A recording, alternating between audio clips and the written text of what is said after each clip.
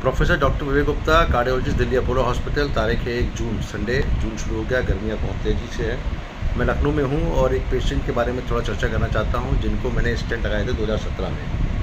ये पेशेंट हमारे पास काफ़ी कुछ रेगुलर आते रहे हैं और इनको रियल एंजाइना चल रहा था और हमने एंटी एंजाइनल दवाई बढ़ाई। और पर्चे दिखाओ बेटा।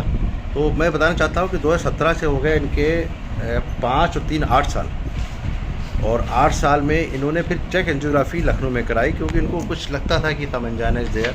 हार्ट के functions, ejection fraction was very well maintained to about 45%, और इनको स्टेंट हमने लगाए थे RCA, राइट कोरोनरी आर्टरी और LED में। तो उसके बाद इनको चेक एंजियोग्राफी हुई, तो इनकी चेक एंजियोग्राफी रिपोर्ट है। एंजियोग्राफी में दोनों स्टेंट, राइट कोरोनरी आर्टरी और LED के RCA PDA में स्टेंट लगा था इनका। एक ही स्टेंट लगा था RCA PDA में, fully patent stent. One stent which was put is completely all right, dominant patent RCA and stent is patent.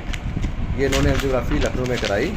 और एक नया ब्लॉक है विच इज़ 90%, और छोटी सी आर्टरी है, उसके अंदर ब्लॉकेज है। और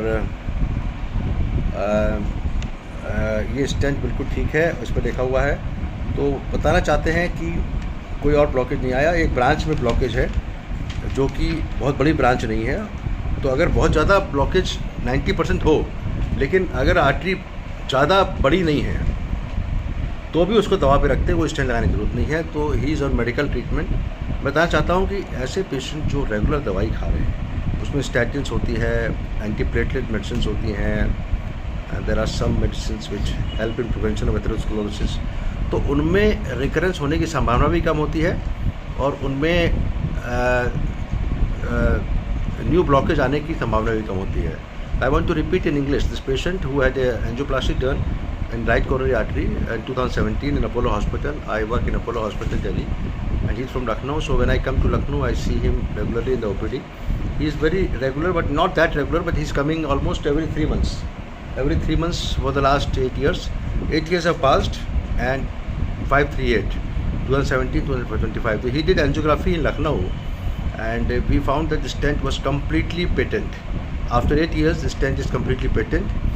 That shows that regular medicines are so important to keep the stent patent. He has got a new blockage which is 90% in a small vessel branch, which does not require stenting.